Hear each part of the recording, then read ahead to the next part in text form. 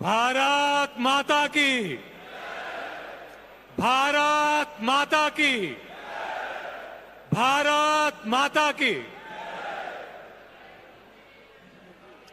बेहतर भारत की बुनियाद कार्यक्रम के लिए देश के कोने कोने से आए हुए कार्यकर्ता, आप सबको दिल से स्वागत और धन्यवाद।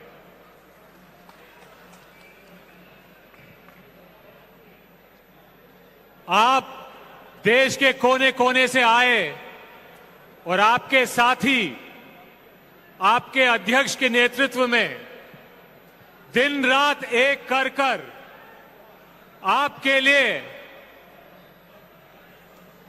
इस प्रोग्राम का आयोजन किया है। मैं जानता हूं कि ऑर्गेनाइजिंग टीम में बहुत लोगों ने बहुत कम सोया है, बहुत कम खाया है और दिन और रात श्रीनिवास जी के साथ मिलकर इस प्रोग्राम का आयोजन किया है। तो आप सबके तरफ से, कांग्रेस अध्यक्ष खड़गे जी की तरफ से, हमारा नेता राहुल गांधी जी की तरफ से, सारे टीम को दिल से धन्यवाद।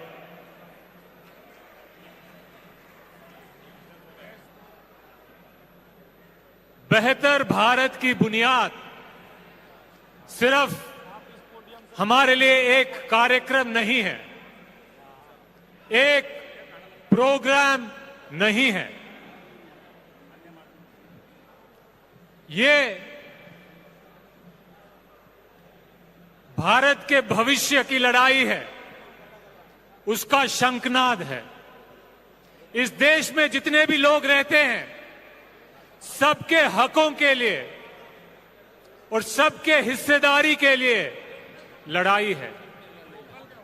आज देश की दशा और दिशा हम सबसे, आप सबसे छुपी हुई नहीं है।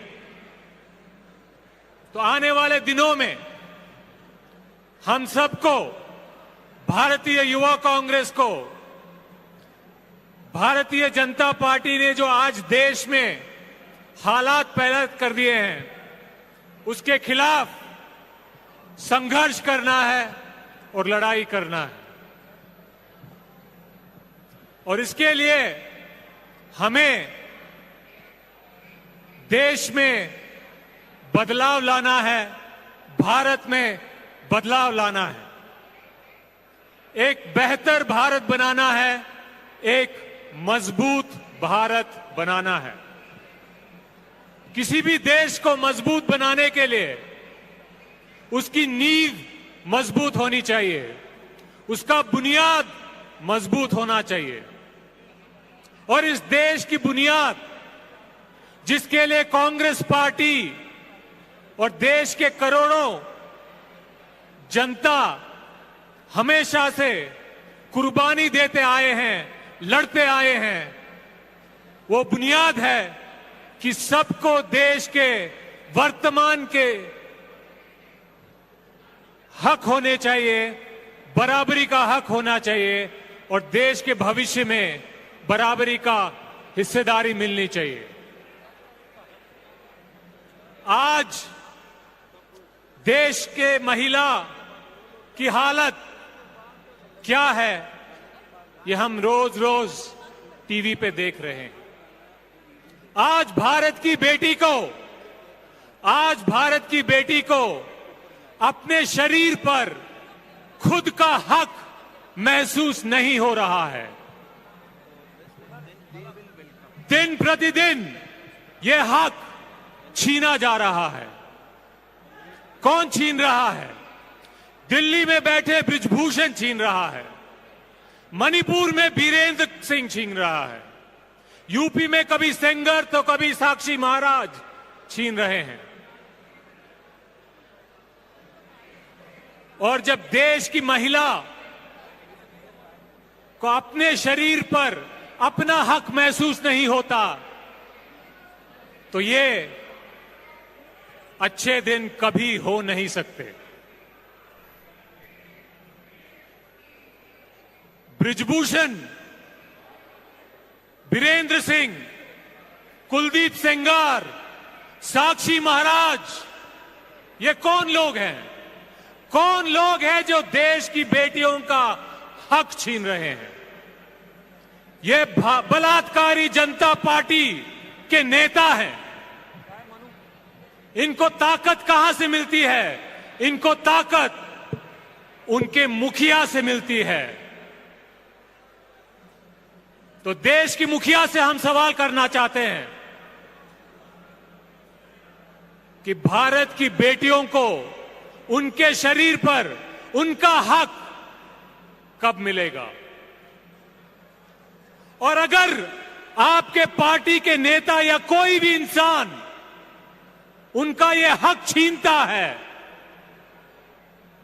तो उनके हिस्से की इंसाफ उनको कब मिलेगा? प्रधानमंत्री को देश को जवाब देना चाहिए कि भारत की बेटियों का इंसाफ भारत की बेटियों से छीनकर उनके हिस्से का इंसाफ बृजभूषण को आपने किससे पूछकर दिया? देश की बेटी का इंसाफ किससे पूछकर आपने बृजभूषण को दिया? मोदी जी, ये जवाब आपको देश को देना होगा। महिलाओं की बात करते हैं, साथ में महंगाई की बात भी करनी जरूरी है। ये कैसे अच्छे दिन हैं कि कभी पेट्रोल का दाम 100 पार होता है तो कभी टमाटर 200 पार हो जाता है।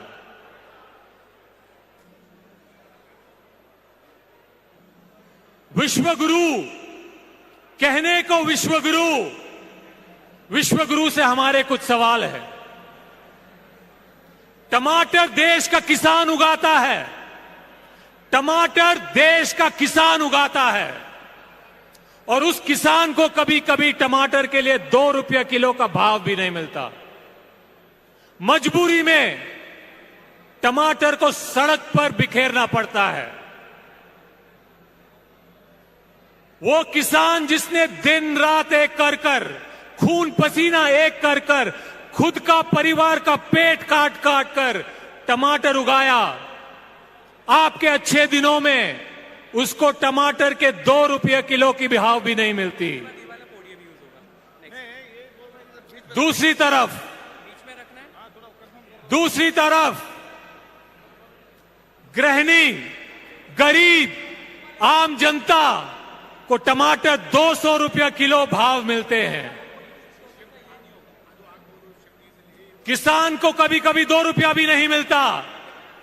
गृहिणी, गरीब और आम आदमी को कभी कभी टमाटर के एक किलो के लिए 200 रुपया देना पड़ता है।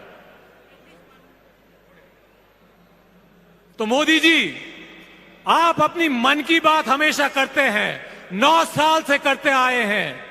आप थके नहीं, लेकिन हम सब सुन कर थके हुए हैं। थोड़ा आप हमें टमाटर की कहानी सुनाओ, टमाटर की बात करो। ये क्या बात है, क्या कारण है कि किसान को अपना हक नहीं मिलता, उसको 2 रुपया प्रति किलो मिलता है। गृहिणी, गरीब और आम आदमी को उनके हिस्सेदारी नहीं मिलती, उनको 200 रुपया किलो टमाटर खरीदने पड़ते हैं। तो मोदी जी, आपके अच्छे दिन कहां हैं? जनता कंफ्यूज हो गई है। किसान के लिए 2 रुपए टमाटर पर किलो अच्छे दिन है, हम सब के लिए 200 रुपया किलो टमाटर अच्छे दिन है। तो मोदी जी तो खुद कंफ्यूज है ही, उन्होंने किसानों को भी कंफ्यूज कर दिया है, गृहिणी को भी कंफ्यूज कर दिया है, गरीबों को भी कंफ्यूज कर दिया है और अभी टमाटर को भी कंफ्यूज कर दिया है। टमाटर को समझ में नहीं आ रहा है कि हिंदुस्तान में उसका मूल्य 2 रुपया है या 200 रुपया है। यह हालत मोदी जी ने देश में पैदा की है।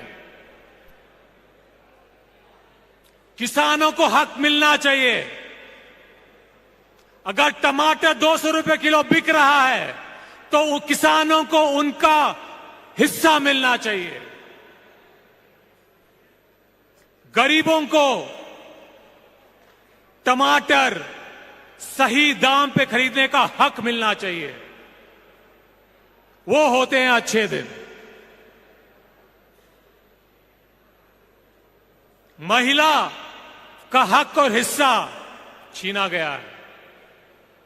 गरीब, गृहिणी और आम आदमी का हक और हिस्सा छीना गया है। जवान और नौजवान का भी हक और हिस्सा छीना जा रहा है।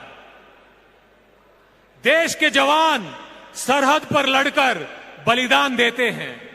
उनका हक है कि इस देश की प्रगति में, इस देश के फायदे में उनको भी हिस्सेदारी मिले। जान वो दें, जान वो दें, जान जवान दें और विश्व गुरु के दोस्त माला माल हो। यह बराबर की हिस्सेदारी नहीं है। यह बराबर की हिस्सेदारी नहीं है। यह हक नहीं है। देश के नौजवान को आपने वादा किया था कि आपको नौकरियां देंगे, रोजगार देंगे। कभी 2 करोड़ की बात करते हो तो आज 9 साल हो गए। नौकरियां कहां हैं? किसके पास हैं? मोदी जी थोड़ा खड़ा होके देश के नौजवानों को जवाब दे। नौकरी और रोजगार देश के नौजवान और युवा का हक है। अगर प्रधानमंत्री ने देश के युवा से रोजगार और नौकरी का हक छीना है तो किससे पूछकर अपने दोस्तों की तिजोरियां भरी हैं? आम जनता के बेटी बेटों को रोजगार नहीं मिलता, मगर अमित शाह के बेटे जय शाह क्रिकेट मैच देखते हुए मजे लेते रहते हैं। देश के युवाओं का हिस्सा किससे पूछकर बीजेपी के नेताओं के बेटों को आपने दिया? ये प्रधानमंत्री को, युवाओं को और जवानों को जवाब देना पड़ेगा।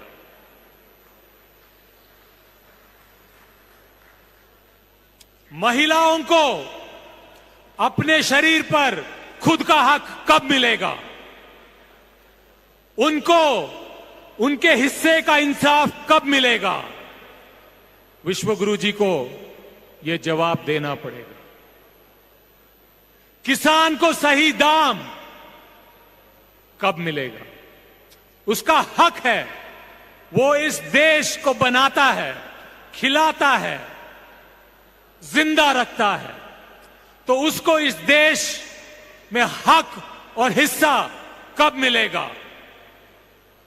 अपने जवान जो सरहद पर दिन रात जान जोखिम में डालकर देश की रक्षा करते हैं, उनका हक छीनकर अग्निवीर योजना आपने दिया, तो उनको भारत के भविष्य का हिस्सा कब मिलेगा? नौजवानों को नौकरी और रोजगार का हक कब मिलेगा? और उनको इस देश की वर्तमान और इस देश के भविष्य का हिस्सा कब मिलेगा? तो सबका हक और सबका हिस्सा, ये बेहतर भारत की बुनियाद है। और आने वाले दिनों में यूथ कांग्रेस का एक एक कार्यकर्ता सबका हक के लिए, सबके हिस्से के लिए लड़ाई लड़ेगा, संघर्ष करेगा और इस लड़ाई और संघर्ष के द्वारा एक बेहतर भारत की बुनियाद आप और हम मिलकर रचेंगे। जय हिंद, जय हिंद, जय हिंद।